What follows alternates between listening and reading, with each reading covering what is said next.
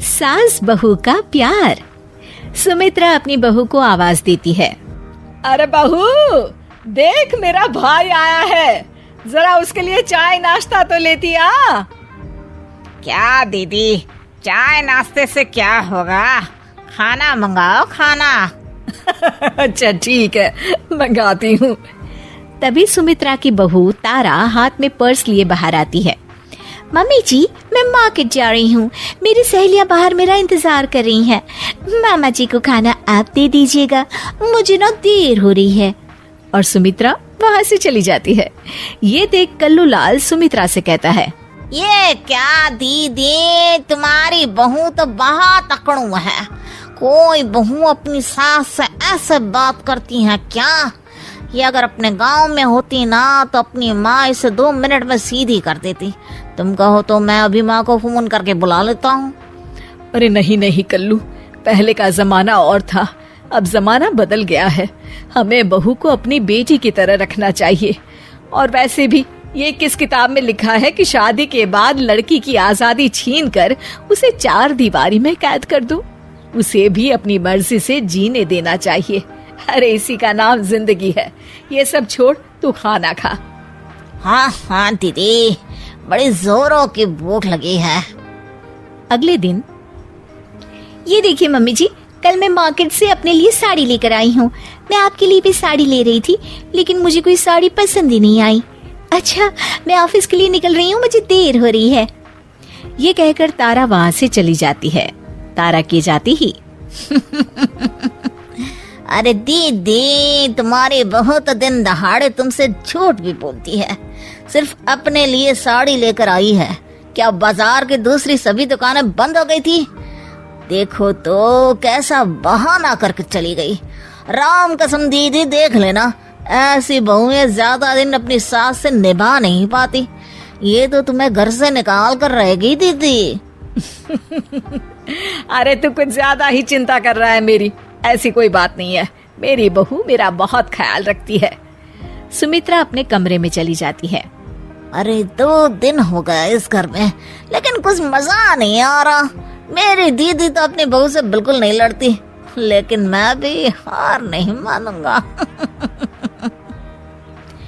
उसी शाम तारा dining table पर सबके लिए खाना रख के किचन में रोटियां लेने चली जाती है।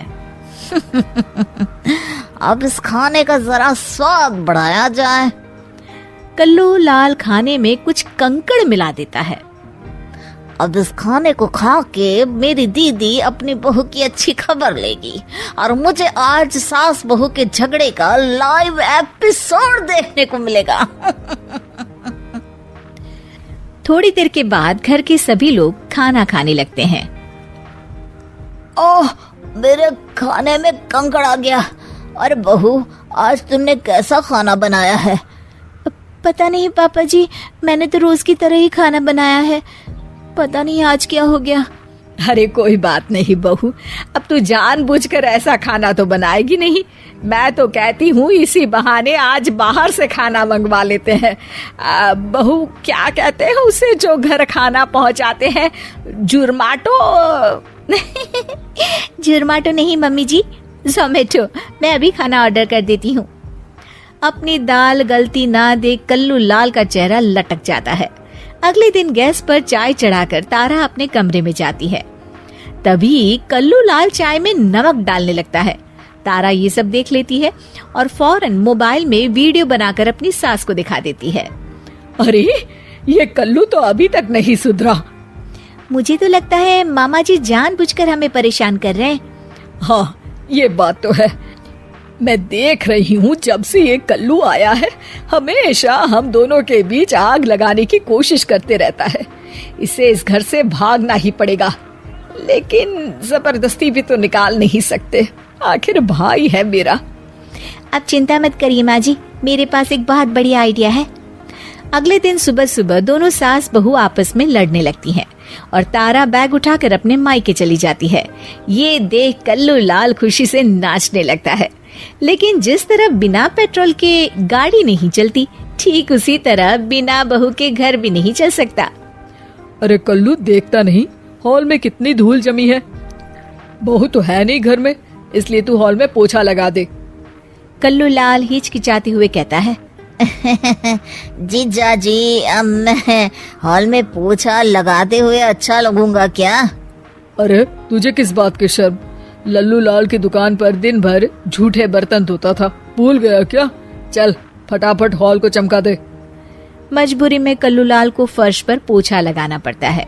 अगले दिन, अरे सुन कल्लू। जी दीदी। देख कल्लू, खाना बनाने के लिए बहू तो है नहीं घर में, इसलिए हमें बाहर से खाना मंगा कर खाना पड़ेगा। और हाँ, रमेश ने कलकत्ता से अभी तक पैसे नहीं भेजे, इसलिए तुझे अपने पैसों से खाना खरीद कर लाना होगा। कल्लू लाल जोश में आकर हाँ तो कर देता है, लेकिन कुछ दिनों बाद, अरे ये क्या, मेरे इतने सारे पैसे खर्च हो गए, ऊपर से मैं इस घर का रामू काका बन गया हूँ। अरे मैं अपने पैसों से दूसरों के घर के खर्चे उठाओ, इतना बड़ा भी बेवकूफ नहीं हूँ। इससे अच्छा तो मैं फिर से लल्लू लाल के यहाँ जलेबियाँ तल के 4 पैसे ही कमा लूं।